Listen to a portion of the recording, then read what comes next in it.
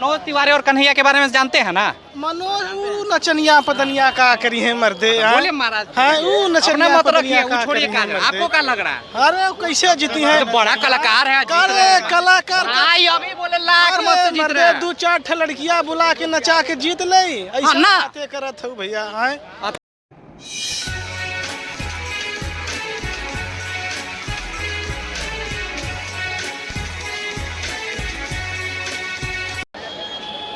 अभी हमारी मौजूदगी है पटना जंक्शन पे।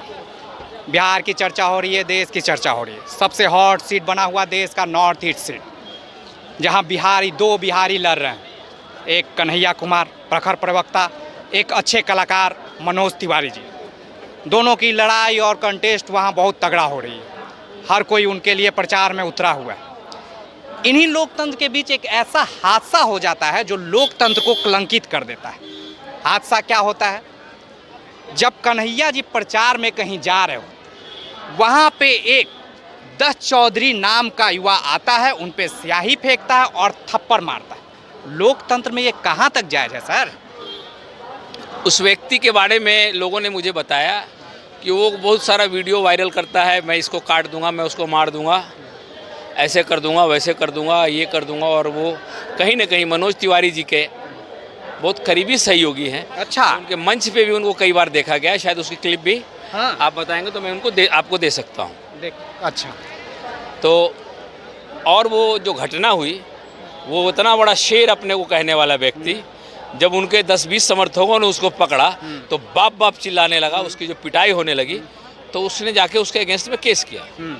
आप अगर हथियार लहराते हुए कई वीडियो उनका वायरल हुआ है, जो पूरे देश में लगता है पूरे देश के मुसलमानों को उस देश से बाहर कर देगा, ऐसी भी वीडियोस के।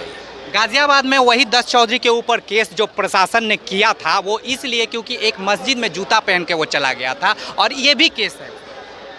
वो ऐसे लोग कुछ विक्षिप्त मानसिकता के लोग हैं जो देश के लोकतंत्र में उनका विश्वास नहीं है, और आरएसएस संघ विचारधारा के वो बड़े नज़दीक थे, जो लोग कहीं ना कहीं नाथूराम गोडसे को अपना आदर्श मानते हैं इस देश के अंदर, कि जो देश में शांति सद्भाव की बात करेगा, आपस में मिल के देश तरक्की करे उसकी बात करेगा, उसको वो नहीं मानते। वो मानते हैं देश में जो अक़लियत है, जैसे दारा सिंह चौहान हो जो स्टेंस की को जलाकर हत्या किया था, साध्वी प्रज्ञा ठाकुर हैं, अच्छा, जिन्होंने मालेगांव में और कहीं कहीं कब्रिस्तान के ऊपर शब रात में बम ब्लास्ट कराया था। अच्छा। इस मानसिकता के लोग देश में कहीं न कहीं किसी न किसी तौर पे उभर रहे हैं, तो उसकी ही परिणति है दक्ष।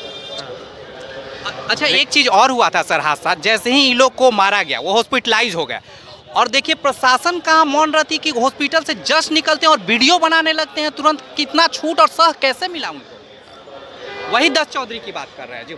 हाँ, ये दक्ष चौधरी को FIR न करना वहाँ पे दिल्ली पुलिस की एक, और उसको ही हॉस्पिटल में अरेस्ट करके जेल भेज देना चाहिए। लेकिन वो तो वीडियो बना रहा है सर। हाँ, बाकी ये तो गृह मंत्री अमित शाह जी की पुलिस है दिल्ली में तो दिल्ली सरकार की पुलिस है नहीं, उसका कंट्रोल अमित शाह गृह मंत्रालय के पास है, और गृह मंत्री ने ऐसा छूट दे रखा है। मुस्तफ़ाबाद में जो दंगा हुआ, पुलिस के साथ वहाँ संघ आरएसएस के कार्यकर्ता आगे लाठी लेके पुलिस से आगे चल रहे थे, जो कहीं ना कहीं मुसलमानों पे उन्होंने अत्याचार किया, और दूसरी तरफ दिखाया अंकुर चौधरी और किसी की उसकी लाशों को भी दिखा दिया उन्होंने। जब हमला करने जाएंगे तो बचाव में किसी न किसी की हत्या होगी, तो हत्या दोनों साइड से होगी। एक शाहरुख नाम का व्यक्ति था, उसका लाइसेंसी पिस्टल से पिस्टल चलाना सबको याद आ गया, लेकिन और लोग जो पुलिस के साथ पुलिस की राइफल से गोलियां चला रहे थे वो किसी को नहीं दिखा। ये हार की बौखलाहट, कुछ इस तरह राजनीतिक चीज़ तो इसमें नहीं जुड़ा हुआ है सर इस हादसे से? हादसे मोदी के आने के बाद ऐसे तत्वों को कहीं ना कहीं उनकी मानसिकता, जो नाथूराम गोडसे को मानने वाले लोग हैं 10 साल में, वो इस मानसिकता के लोगों को इस उबाल आया है, और उस उबाल लाने का एक बहुत बड़ा वजह ये है कि जो अदानी, अंबानी और जो लोग पूंजीपति लोग इस देश को गुलाम बना रहे हैं, इस देश की संपत्तियों को खरीद रहे हैं औने पौने में। अभी तक 23 कंपनियां जो कांग्रेस पार्टी ने खोली थी, इन्होंने इसका डीमोनेटाइजेशन किया, और उसमें बहुत सारी कंपनियां अदानी और अंबानी के हवाले की गई है। कई बंदर, सी पोर्ट, एयरपोर्ट अदानी कंपनी को दे दी गई।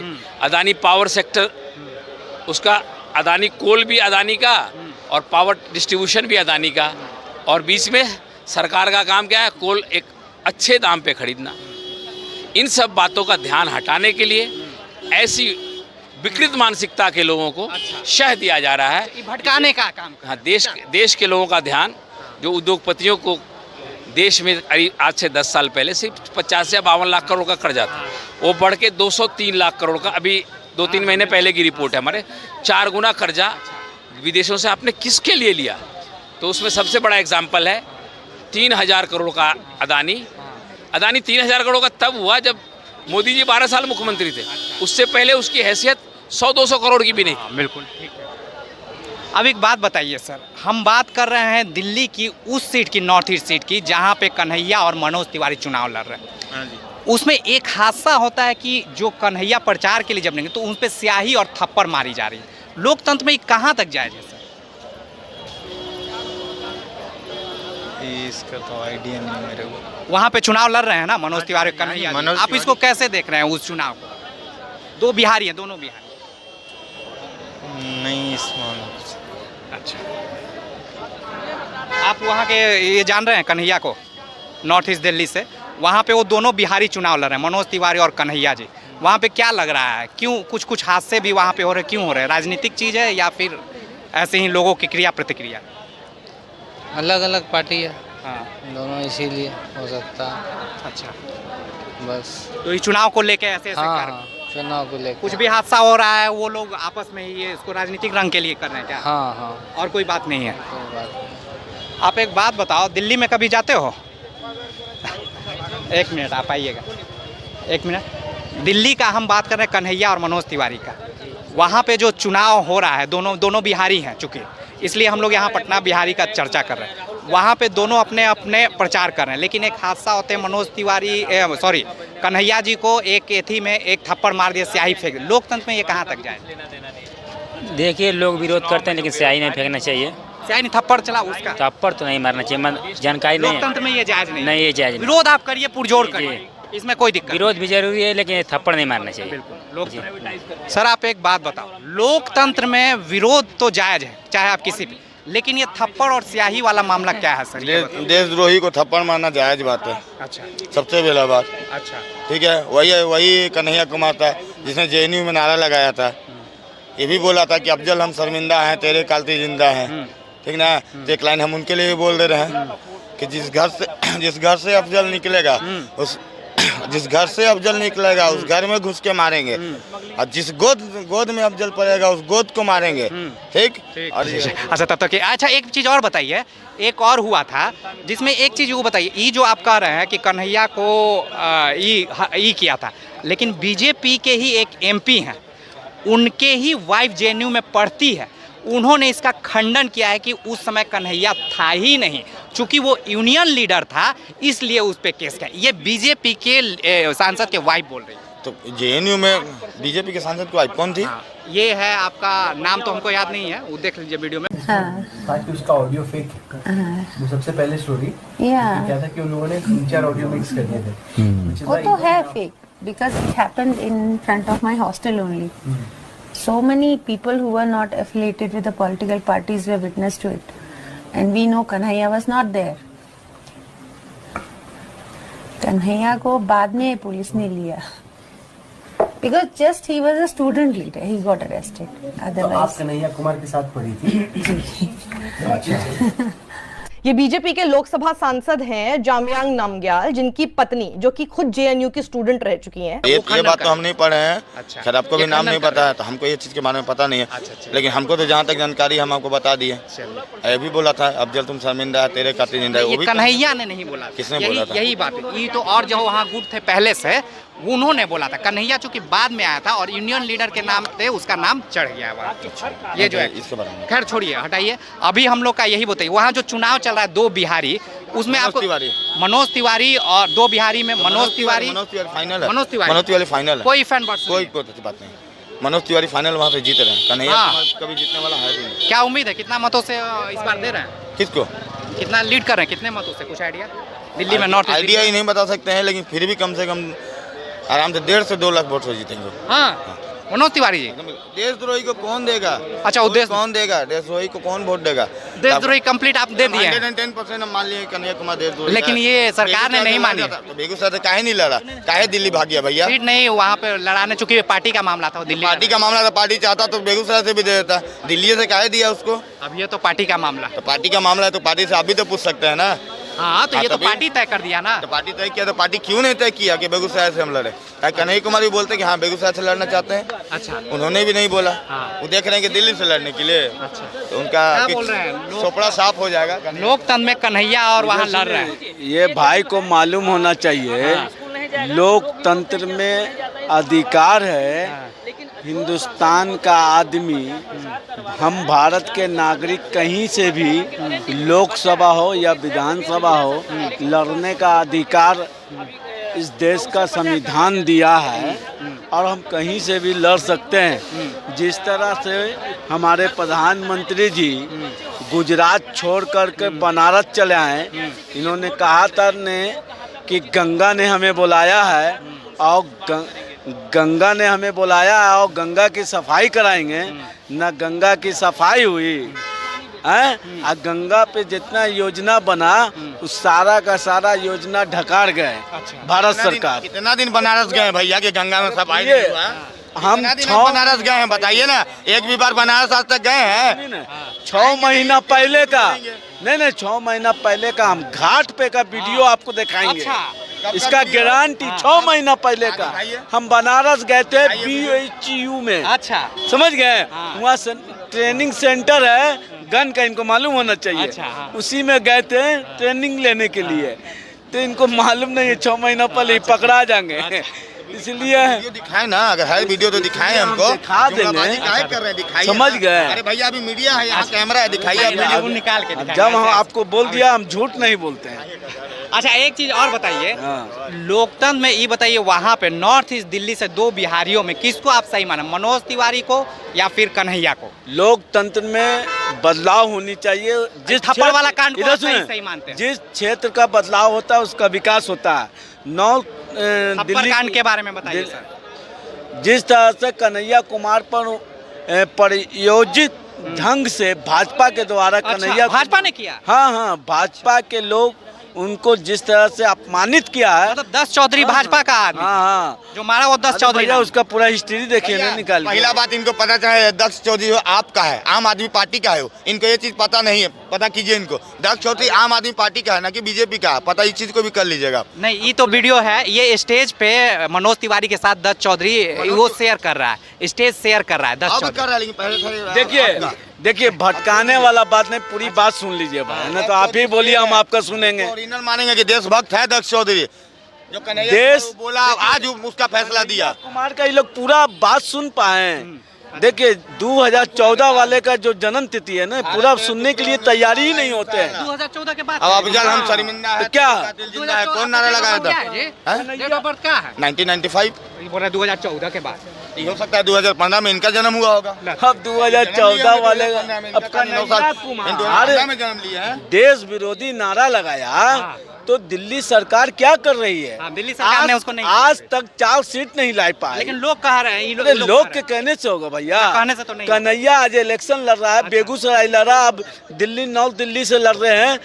रिंकिया के पापा को बाय बाय करने की तैयारी कर दी है, 4 जून को जाने वाले हैं। अच्छा, उनको 10 सालों तक नॉर्थ दिल्ली की जनता को ठगा है। मनोज तिवारी हार रहे हैं? अरे तय माना जा रहा हार उनका। तय 4 जून को वो अब जाके फिर से भोजपुरी फिल्म बनाएंगे और रिंकिया के पापा वाला गाना गाएंगे। अच्छा, लगभग कितना मतों से? अरे कम से कम लाखों मतों से हार का अंतराल होगा। 1 लाख मत से जीतेंगे, आप भी कह रहे हैं लाख मत से हारेंगे, गजब है। अरे कन्हैया के आगे सब फीका है भाई। कन्हैया क्या जीता था वो लाख मत से? कन्हैया कुमार के आगे सब फीका है। चाचा जी अरे दिल्ली का बात हो रहा है यहाँ, दिल्ली का बात हो रहा है, पहले सुन लिया कीजिए। यहाँ देखिए कन्हैया के बारे में बोल दिए थे। मनोज तिवारी और कन्हैया के बारे में जानते हैं ना? मनोज वो नचनिया पतनिया का करी है मर्दे। बोले महाराज, हाँ वो नचनिया मत रखिए, पतनिया वो का छोड़िए। करी क्या है मर्दे। आपको क्या लग रहा है? अरे वो कैसे जीती है? तो बड़ा कलाकार है, जीत रहे हैं। अरे कलाकार आई अभी बोले लाख मत से जीत मर्दे रहे हैं। 2-4 ठे लड़कियां बुला के नचा के जीत ले। ऐसा ना। बातें करत हो भैया। हाँ आते हैं। का जीती मर्दे? हाँ। अरे जो समाज में पढ़ा लिखा रहा है वो क्या वोटिंग दा भैया? नचनिया पतनिया देहलेस का मतलब निकली हो। चला भैया अच्छा चली बता दीजिए ना पढ़ा अरे लिखा कौन है कन्हैया भाई? पूछिए, देखिए आप बताइए। कन्हैया कुमार इतना इंटेलिजेंट आदमी है हाँ। और इतना सोशल जेन्यू का स्टूडेंट रहा हुआ है, एक देशभक्त है, तो कन्हैया कुमार को लोग प्रमाणित करने में लगे हुए हैं कि देश विरोधी है। तो अब मालेगांव बम ब्लास्ट के अच्छा। क्या नाम है उसका? प्रज्ञा ठाकुर की बात प्रज्ञा कर रहे हैं। ठाकुर। अच्छा। उसको आप एमपी बना देते हैं तो तो वो वो क्या है? कौन सा देशभक्त है भाई बताइए? तो प्रज्ञा ठाकुर क्या है आप मानते हैं? माले बम ब्लास्ट की अभियुक्त है भाई। अच्छा, पता है प्रज्ञा ठाकुर। हाँ, तब अच्छा, कन्हैया के बारे में क्या आइडिया है? कन्हैया के बारे में लोग उल्टा पुल्टा प्रचार कर रहा है कि देश विरोधी नारा लगाए मतलब तो कन्हैया देशभक्त है आपके नजर? हाँ भाई देशभक्त है, अच्छा। देश का नागरिक है। ना, ना। वो इलेक्शन लड़ रहा है लोकसभा प्रज्ञा का। ठाकुर? हाँ? प्रज्ञा ठाकुर? प्रज्ञा ठाकुर देश की नागरिक होते हुए हाँ। देश के साथ गद्दारी करने का मालेगांव बम ब्लास्ट में हाँ। उनका हाँ। अभियुक्त पाया गया था। हाँ। तो ऐसे लोगों को भाजपा टिकट देकर हाँ। सांसद बनाकर सांसद भवन में एंट्री कर देते हैं। मतलब अपन पार्टी में मीठा मीठा गप गप तीखा तीखा थू थू वाला पार्टी कर रहा है। भाजपा जो है ना हाँ। सरफ एक्सल है। हाँ। अच्छा। उसके इसमें हाँ। जो भी जाएगा ना हाँ। धुला जाएगा, साफ हो जाता है। तो लालू यादव कौन सा मशीन में गए थे कि धुला गए? लालू रुकिए, लालू आप शांत रहिए। लालू यादव को पहले जेल भेजने वाला कौन? कांग्रेस। अरविंद केजरीवाल को जेल में 2012 में अन्ना हजारे के साथ जेल गए थे, भेजा कौन? कांग्रेस। तो दोनों को सट गए आज कांग्रेस में, तो भूल गए। नहीं, रामलीला मैदान जो कह रहे कि बीजेपी वॉशिंग मशीन है, तो कांग्रेस कौन है? मैं कौन क्या मशीन है? अन्ना कांग्रेस के हजारे पास कौन मशीन है? जवाब दीजिए ना। अन्ना हजारे तो आंदोलन कर रहे थे ना भाई, महंगाई के खिलाफ। ठीक है, तो अरविंद केजरीवाल को जेल भेजे ना। आज अरविंद केजरीवाल किसके साथ है? उन पर किसके साथ है? अरविंद केजरीवाल किसके साथ है? अरविंद केजरीवाल और इनको पता है? सेकुलर पार्टी है। हाँ। वो सेकुलर जमात के साथ है। हाँ। जो देश जोड़ने की बात बात कर रहा है, ठीक उसके देश साथ जोड़ने है। के लिए गया। देश जोड़ने के बाद नहीं तो कांग्रेस के साथ है कि हाँ, नहीं तो अभी? देश जोड़ रहा है। तो कांग्रेस अब धूल मशीन हो गया ना। मशीन हो गया, वॉशिंग मशीन हो हाँ, गया ना। मशीन हो गया। क्या है, जेल कांग्रेस भेजा तो भाई। कांग्रेस का लालू यादव जेल हिस्ट्री भेजा रहा है ना, देश की आजादी में भूमिका रहा है। अच्छा। इन लोग का कोई भूमिका नहीं रहा, ये लोग ऐसा ही है टाइम पास। देश की आजादी में किसका भूमिका है? किसका भूमिका है? चलिए, जैसा कि आपने देखा वातावरण में दोनों भाइयों ने अपनी बात रखा। एक और चूंकि दोनों बिहारी है तो चर्चा बार बार होनी ही होनी है, क्योंकि बिहारी हर जगह जाते हैं तो अपनी परचम फहराते ही है। दिल्ली में गए हैं, दिल्ली में उनके चाहने वाले बहुत हैं, वो चाहे मनोज तिवारी हो या फिर कन्हैया। फर्क इतना पड़ रहा है कि एक और जहां कन्हैया को कुछ लोग देशद्रोही कर रहे हैं, वहीं यहीं के लोग उसको एक देशभक्त भी सिद्ध कर रहे हैं। कन्हैया जो हमारा प्रखर प्रवक्ता है, वहीं मनोज तिवारी हमारा एक कलाकार है। अच्छा, लेकिन चुनाव की रणनीति में आता है कि हमें काम की बात करनी चाहिए। हमने इतने दिनों में 10 साल में काम क्या किया? आप कलाकार हो या फिर आप अच्छा पढ़े लिखे हो, कोई मायने नहीं है।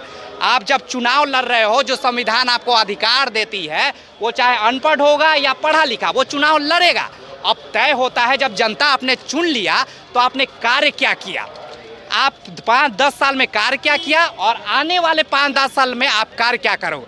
बात होनी चाहिए मुद्दों की, ना कि देशद्रोही है, देशभक्त है। मुद्दों की बात होगी तभी हमारा बिहार बदलेगा, हमारी देश बदलेगा। अब सोचना विचारना आम जनता के साथ साथ हर हमारे दल के पार्टियों के साथ होगा। इन्हीं बातों के साथ मैं राकेश रॉय, धन्यवाद।